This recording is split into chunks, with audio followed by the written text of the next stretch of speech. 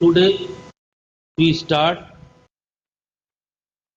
class BSc Part 2nd Abstract Algebra by myself Dr. O.P. Dave, SBRM Government College, Nagaur.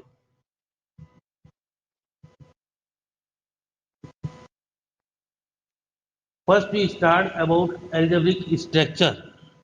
A non-empty set G with one or more operation G star is called algebraic structure.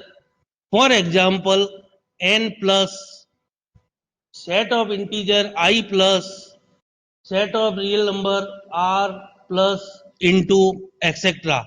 These are called algebraic structure. Next, definition of group. A non-empty set G with operation star with algebraic structure G star is called group if it satisfies the following axiom. बीजीय संरचना जी star है जो समूह कहलाती है यदि यह निम्न नियमों का पालन करे।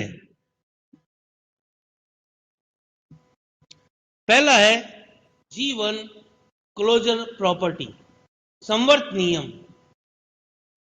यदि जो अरिक्त समुच्चय G के कोई दो अवयव ले अपन A और B, A belong to G, B belong to G, implies that A star B belong to G, तो अपन कहते हैं कि अरिक्त समुच्चय G दी हुई सक्रिया के लिए संवर्त नियम का पालन करती है।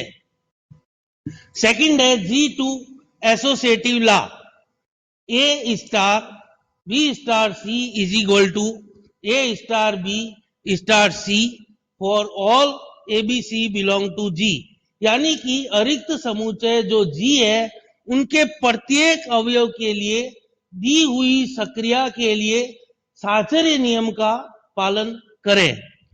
तीसरा है एग्जिस्टेंस ऑफ आइडेंटिटी एलिमेंट।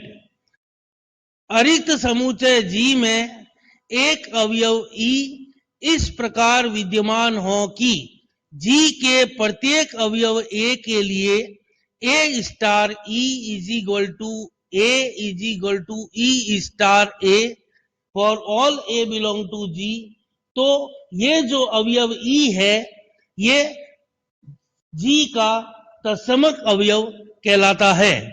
और चौथा नियम है G4 existence of inverse element for all element of A belong to G, यानी कि अरिक्त समुच्चय G के प्रत्येक अवयव A के लिए एक अन्य अवयव B इस प्रकार विद्यमान हो कि A star B is equal to E is equal to B star A, then B is called the inverse of element A, अर्थात B है वो A का तत्समक अवयव कहलाता है। तो इस प्रकार यदि बीजीय संरचना G स्टार इन चार नियमों का पालन करती है तो वह समूह कहलाता है। Next we read about types of group. Group कितने प्रकार के होते हैं? सबसे पहला है ग्रुपोइड और क्यूसी ग्रुप। यदि बीजीय संरचना G स्टार सिर्फ जीवन का पालन करती है, यानी कि संवर्त नियम का पालन करती है, फॉर एग्जाम्पल अगर अपन ले set of natural number n लिया अपन ने, इसके कोई भी दो अवयव ले लीजिए, जैसे मैंने लिया 2 और 3, ठीक है, इनको आपस में ऑपरेट कराऊं तो for addition operation 2 + 3 is equal to 5 also belong to n, इसका मतलब वह संवर्त नियम का पालन करती है। तो बीजीय संरचना अगर सिर्फ जीवन का पालन करती है तो उसे क्यूसी ग्रुप या ग्रुपोइड कहते हैं। दूसरा होता है सेमी ग्रुप। सेमी ग्रुप में यदि बीजीय संरचना G स्टार सिर्फ G1 और G2 का पालन करती है, यानी कि संवर्त नियम का पालन करती है और साहचर्य नियम का पालन करती है, तो वह समूह सामी समूह कहलाता है। तीसरा होता है मोनोइड। मोनोइड में यदि बीजीय संरचना G1, G2, G3 तीनों का पालन करती है तो वह मोनोइड कहलाता है, यानी कि उसमें समवर्त नियम का पालन हो, प्रत्येक सक्रिया के लिए साहचर्य नियम का पालन हो तथा तत्समक अवयव विद्यमान हो। तो इन तीन नियमों का पालन करती है तो वह मोनोइड कहलाता है। एक होता है लूप। लूप में क्या होता है तो यदि बीजी संरचना जी स्टार समवर्त नियम का पालन करती है तथा उसमें दी हुई सक्रिया के लिए तत्समक अवयव विद्यमान हो, यानी G1 और G3 का पालन करती है, तो वह लूप कहलाता है। नेक्स्ट है एबिलियन ग्रुप और कॉम्यूटेटिव ग्रुप, यानी कि क्रम विनिमय समूह। एक समूह G स्टार क्रम विनिमय समूह कहलाता है। A group G star is called commutative group if it satisfy commutative law for given operation. Therefore, for all A, B belong to G, if A star B is equal to B star A, यानी दी हुई सक्रिया के लिए क्रम विनिमय नियम का पालन करता है तो वह क्रम विनिमय समूह कहलाता है। यदि योग की सक्रिया है तो A प्लस बी बराबर B प्लस A, अगर गुणन सक्रिया है तो A इंटू बी बराबर B इंटू A, तो वह ग्रुप है वो क्रम विनिमय समूह कहलाता है।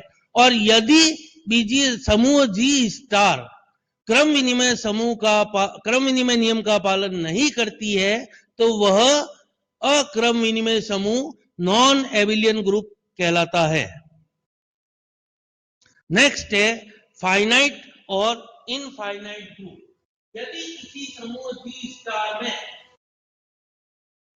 अरिक्त समूह से G के अवयवों की संख्या सीमित हो तो वह समूह सीमित समूह फाइनाइट ग्रुप कहलाता है, तथा यदि अवयवों की संख्या असीमित हो तो वह असीमित समूह इनफाइनाइट ग्रुप कहलाता है। Order of group. किसी समूह G स्टार में अरिक्त समुच्चय G के अवयवों की संख्या उस समूह की कोटि कहलाती है। The number of elements in A set G of group G star is called order of group and it denoted by OG। Order of group के द्वारा प्रदर्शित करते हैं।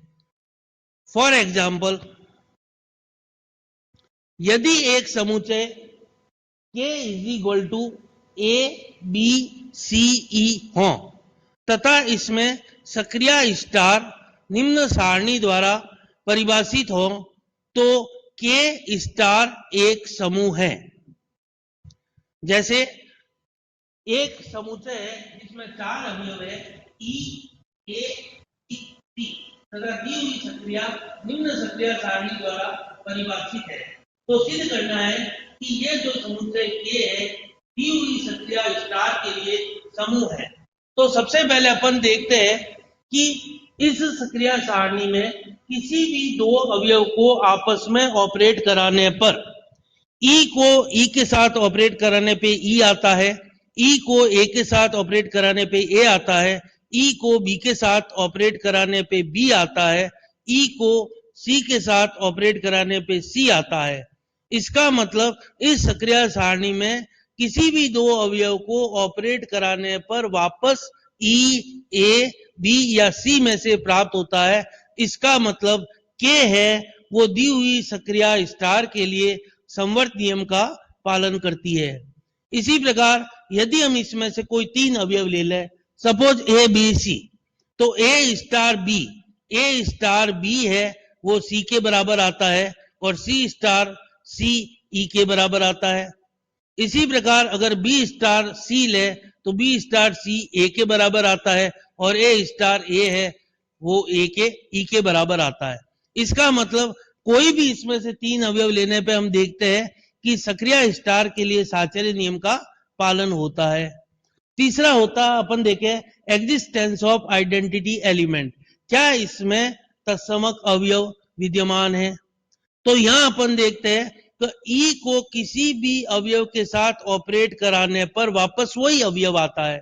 जैसे E को E के साथ ऑपरेट कराने पे E आता है, ई को ए के साथ ऑपरेट कराने पे ए आता है, ई को बी के साथ ऑपरेट कराने पे बी आता है, ई को सी के साथ ऑपरेट कराने पे सी आता है। इसका मतलब इसमें समुच्चय के में तत्समक अवयव ई विद्यमान है। चौथा प्रॉपर्टी अपन चेक करें इसमें कि एग्जिस्टेंस ऑफ इनवर्स, क्या प्रत्येक अवयव का प्रतिलोम विद्यमान है, ठीक है ना। तो किसी दो अवयव को ऑपरेट कराने पे अगर तत्समक अवयव ई प्राप्त होता है तो ई को ई के साथ ऑपरेट कराने पे ई आता है, ए को ए के साथ ऑपरेट कराने पे ई आता है, बी को बी के साथ ऑपरेट कराने पे ई आता है, सी को सी के साथ ऑपरेट कराने पे ई आता है। इसका मतलब प्रत्येक अवयव स्वयं का प्रतिलोम है। यहां अपन देखते हैं कि ये जो समुच्चय के है दी हुई सक्रिया के लिए समूह के चारों नियम का पालन करता है, इसलिए ये के स्टार एक समूह है और इसे अपन क्लाइन फोर ग्रुप भी कहते हैं।